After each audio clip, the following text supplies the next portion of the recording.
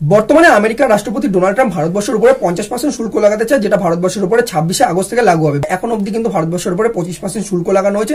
বিভিন্ন রকম অ্যানালিস্টরা বলছিল যে ভারতবর্ষের যে ডিপ্লোম্যাটরা রয়েছে তারা একটা ডিল করে নেবে বা ট্রেড ডিল করে নেবে, কিন্তু বর্তমানে এখন অব্দি কোনো ট্রেড ডিল কিন্তু ভারতবর্ষের সাথে হয়নি। তো সেক্ষেত্রে ভারতবর্ষের উপরে 25% কিন্তু ট্যারিফ লাগানো হয়েছে, কিন্তু অ্যাডিশনালি আরো 25% শুল্ক লাগানোর কথা ডোনাল্ড ট্রাম্প অলরেডি অ্যানাউন্সমেন্ট করে দিয়েছে। যে তার পিছনে বড় কারণ দেওয়া হচ্ছে ডোনাল্ড ট্রাম্পের তরফ থেকে ভারতবর্ষ এখনো অব্দি কিন্তু যে রাশিয়ার অয়েল বা বলা যেতে পারে যে রাশিয়ার ক্রুড অয়েল এখনো অব্দি কিন্তু পারচেস করছে ডাইরেক্টলি বা ইনডাইরেক্টলি ভাবে যদি কিনে থাকে ভারতবর্ষ সরকার, তাহলে সেক্ষেত্রে তার উপরে আরো 25% শুল্ক লাগানো হবে। কিন্তু শুধুই কি তেলের অ্যাঙ্গেল আছে? যদি আমরা পার্শ্ববর্তী ভারতবর্ষের দেশগুলোর কথা বলি, সেক্ষেত্রে বাংলাদেশ, পাকিস্তান, চায়না, এমনকি মায়ানমারেরও যদি কথা বলে, তাহলে সেক্ষেত্রে দেখা যাবে কারোর সাথে ভারতবর্ষের সম্পর্ক কিন্তু ঠিকঠাক এখনো অব্দি নেই। এবং তার সাথে সাথে যদি আমরা আমেরিকার কথা বলি, সাথে কারোর সম্পর্ক কিন্তু এমন ভালো নেই যেটা ভারতবর্ষের সাথে রয়েছে। ভারতবর্ষের প্রধানমন্ত্রী নরেন্দ্র মোদী এমনকি ডোনাল্ড ট্রাম্পের হয়ে কিন্তু ক্যাম্পেনিং করেছিল তার ভোটে, কিন্তু বন্ধুত্বের এমন কি হলো যে ভারতবর্ষের উপরে 25% থেকে এখন 50% ট্যারিফ লাগানো হবে। যদি কথা বলা হয় ট্যারিফের, সেক্ষেত্রে বাংলাদেশের উপরে 20% ট্যারিফ লাগানো হয়েছে, পাকিস্তানের উপরে 19% ট্যারিফ লাগানো হয়েছে, এবং চায়নার উপরে সব থেকে বড় কথা সেটা হচ্ছে 30% ট্যারিফ লাগানো হয়েছে। এবং মায়ানমার, যার উপরে স্যাংশন লাগানোর চেষ্টা করেছে আমেরিকা বারবার,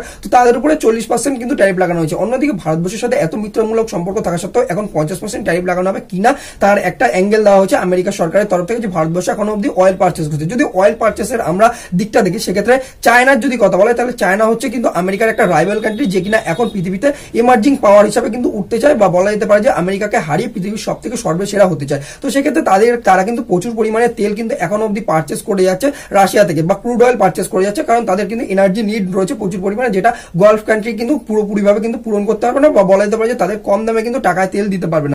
তো সেক্ষেত্রে ভারতবর্ষের থেকেও প্রচুর পরিমাণে তেল কিন্তু রাশিয়া থেকে পারচেস করে চলেছে কিন্তু চায়না। কিন্তু যুক্তিতে কি আসা উচিত যে চায়নার উপরে 50% নয় আরো বেশি ট্যারিফ কিন্তু লাগানো উচিত। কিন্তু দেখা যাচ্ছে যে এখানে ভারতবর্ষের সাথে এত মিত্রমূলক সম্পর্ক থাকা সত্ত্বেও, যেখানে ভারতবর্ষের প্রধানমন্ত্রী এত ক্যাম্পেনিং করা সত্ত্বেও, ভারতবর্ষের সাথে এত মিত্রমূলক সম্পর্ক কোয়াডে থাকা সত্ত্বেও কিন্তু দেখা যাচ্ছে ভারতবর্ষের উপরে 50% ট্যারিফ আগে লাগানো হয়েছে। অন্যদিকে যদি ব্রাজিলের কথা বলি, ব্রাজিলের উপরেও সেম কিন্তু কন্ডিশন, যে 50% কিন্তু ট্যারিফ লাগানো হয়েছে। তো এখানে কি বলা হচ্ছে যে ভারতবর্ষের উপরে ট্যারিফ লাগাতে হবে, কারণ ভারতবর্ষের তেল কিনছে, তো ইউক্রেন রাশিয়ার যুদ্ধকে কিন্তু এখানে ফাইন্যান্স করছে। কিন্তু যদি ফাইন্যান্সেরই কথা আসে, তাহলে সেক্ষেত্রে বলতে হবে যে আমেরিকা সরকার কিন্তু নিজে এখন অব্দি ফার্টিলাইজার কিনে চলছে রাশিয়া থেকে, এবং অন্যদিকে যে ইউরোপিয়ান কান্ট্রিগুলো রয়েছে তারা গ্যাস কিনে চলছে এবং পেট্রোলিয়াম কিন্তু কিনে চলছে। এটা বারবার কিন্তু ভারতবর্ষের যে এক্সটার্নাল অ্যাফেয়ার্স মিনিস্ট্রি রয়েছে তারা এই জিনিসটাকে কিন্তু তুলে ধরেছে। এমনকি ভারতবর্ষের যে প্রেস রিলিজ রয়েছে, সেখানে কিন্তু একটা নোট কিন্তু পাবলিশ করা হয়েছে যে কত পরিমাণে তেল এখনো অব্দি কিন্তু এক বেলাতে কিনে চলেছে যে ইউরোপিয়ান কান্ট্রিগুলো। তো ছাড়াও এটার পরে কিন্তু আরেকটা যেটা অ্যাঙ্গেল রয়েছে, যেটা মেনলি কিন্তু ডোনাল্ড ট্রাম্প চাপিয়ে রয়েছে, তো সেটা হচ্ছে কিন্তু ভারতবর্ষের মার্কেটের অ্যাক্সেস।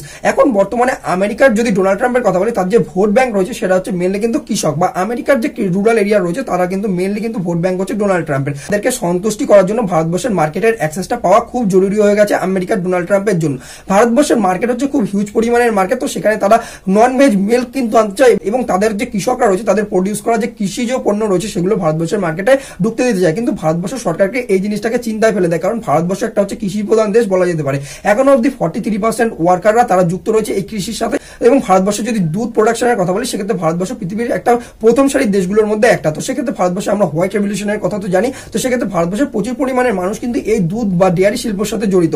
ভারতবর্ষের কৃষকরা যারা রয়েছে তারা কৃষির সাথে সাথে কিন্তু গরু বা গো পালনও কিন্তু করে থাকে। তো কি করে যে দুধ কিন্তু বিক্রি করে। তো সেক্ষেত্রে কি হয়, ভারতবর্ষের যদি কৃষকদের কিন্তু চাষেও লস হয়, তারা কিন্তু দুধ বিক্রি করে, তারা কিন্তু একটা সার্ভাইভাল মোডে আসে। তো সেক্ষেত্রে আমেরিকার যদি দুধ বা ডেয়ারি পণ্য যদি ভারতবর্ষের মার্কেটে অ্যাক্সেস দিয়ে দেওয়া হয়, তো তাহলে কি হবে, ভারতবর্ষের জিডিপিতে ডাইরেক্ট কিন্তু এই প্রবলেমটা দেখা যাবে। টোটাল কিন্তু 18% কন্ট্রিবিউশন এই ডেয়ারি পণ্য বা বলতে পারে কৃষি পণ্য কিন্তু ভারতবর্ষের জিডিপিতে ডাইরেক্ট করে। তো সেক্ষেত্রে আমেরিকার যদি পণ্য বা আমেরিকার যদি একটা এই নন ভেজ মিল্ক বা বলা যেতে পারে যে ডেয়ারি পণ্যগুলো ভারতবর্ষের মার্কেটে আসে, তাহলে কি হবে যে কম সস্তায় কিন্তু এই মালগুলো বিক্রি হবে। সেক্ষেত্রে ভারতবর্ষের সাধারণ মানুষদের কি হবে, সুবিধা হবে যে কম দামে কিন্তু তারা দুধ পাচ্ছে। কিন্তু আলটিমেটলি প্রবলেমটা কিন্তু দেশে দেখা যাবে যে ইনফ্লেশন কিন্তু বৃদ্ধি হয়ে যাবে, কারণ হচ্ছে কিন্তু জিডিপি ঘাটতি হবে এক্ষেত্রে।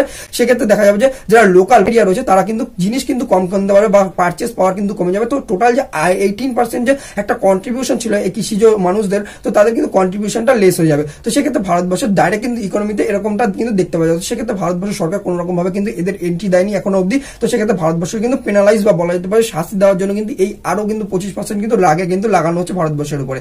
তো অন্যদিকে যদি কথা বলে, ভারতবর্ষের পার্শ্ববর্তী যতগুলো দেশ হয়েছে তাদের সাথে কিন্তু কোনো না কোনো ভাবে নেগোসিয়েশন ডিল করা হয়েছে। অন্যদিকে বাংলাদেশের যদি আমরা কথা বলি, সেক্ষেত্রে বাংলাদেশের সাথে কিন্তু এরকম চুক্তি করিয়ে নিতে পেরেছে, এবং বাংলাদেশ সরকার মেনেও নিয়েছে যে তাদের খাদ্যের খাদ্যের কিন্তু একদম অভাব রয়েছে এবং তাদের দেশে কিন্তু খাদ্যের নিডের বা ফুডের নিডের জন্য কিন্তু তারা এই জিনিসটাকে অ্যাকসেপ্ট করে নিয়েছে, কিন্তু ভারতবর্ষে এরকম কোনো ব্যাপার নেই, ভারতবর্ষের সেই জিনিসটাকে কোনো রকম ভাবে অ্যাকসেপ্ট করতে চায় না। তো সেক্ষেত্রে ভারতবর্ষ যদি কথা বলে, ভারতবর্ষ সরকার কিন্তু এই জিনিসটা খুব ভালোভাবে অবজার্ভ করছে এবং ভারতবর্ষের সাধারণ মানুষও এই জিনিসটা খুব ভালোভাবে অবজার্ভ করছে যে আমেরিকা যে কিনা 20 বছর ধরে লাস্ট কিন্তু চেষ্টা করছে, বিভিন্ন রকম প্রেসিডেন্টরা চেষ্টা করছে ভারতবর্ষের সাথে সম্পর্ক বিল্ড করতে, কোয়াডকে আবার কিন্তু রিএস্টাবলিশ করতে এবং ইন্দো প্যাসিফিককে রিএস্টাবলিশ করতে। তো সেক্ষেত্রে ভারতবর্ষ কিন্তু প্রচুর পরিমাণে হাত কিন্তু সেই জায়গাটাতে ছিল, কিন্তু ভারতবর্ষকে এবার ভাবতে হবে যে আমেরিকা কি ভারতবর্ষের একটা রিলায়েবল পার্টনার? তারা কিন্তু যখন তখন কিন্তু ভারতবর্ষের এত ভালো সম্পর্ক থাকা সত্ত্বেও ভারতবর্ষকে কোনো রকম ভাবে পেনালাইজ করা থেকে কিন্তু ছাড়ছে না, বা বলা যেতে পারে যে ভারতবর্ষের সাথে কোনো রকম ভাবে মৃত্যুমূলক সম্পর্কে আসা যাচ্ছে না।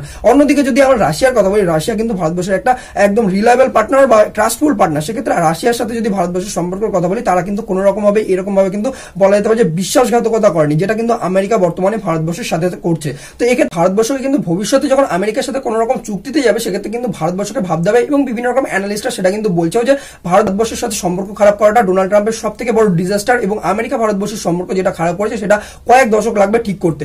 অন্যদিকে ভারতবর্ষের প্রধানমন্ত্রীর যদি কথা বলি, এখন ভারতবর্ষের প্রধানমন্ত্রী RIC যে ট্রায়োকা রয়েছে সেটাকে কিন্তু বিল্ড করার চেষ্টা করছে। সেক্ষেত্রে ভারতবর্ষের প্রধানমন্ত্রী 7 বছরের প্রথমবারের মতো কিন্তু চায়না ভিজিটে যাচ্ছে। এই ছিল টোটাল ডিটেল আপডেট। তো এটা নিয়ে আপনাদের কি মতামত রয়েছে লিখবেন অবশ্যই কমেন্ট বক্সে, আমি জানতে চাইবো আপনাদের মতামত।